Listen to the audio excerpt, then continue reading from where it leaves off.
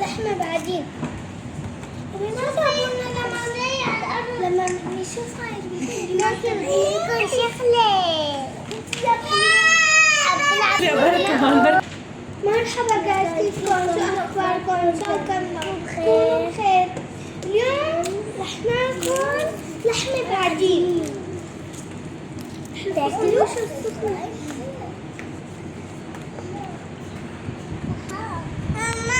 هاتي انا احط لك.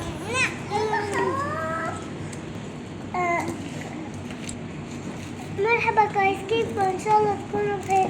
جينا هلا على المطعم ناكل لحمة محشية. كنت انا قاعدة وماما قالت لي روحي لهون، في بتكشف لحد لهون. بس شوفوا حمودة الرفيق، بس خلينا نشوف.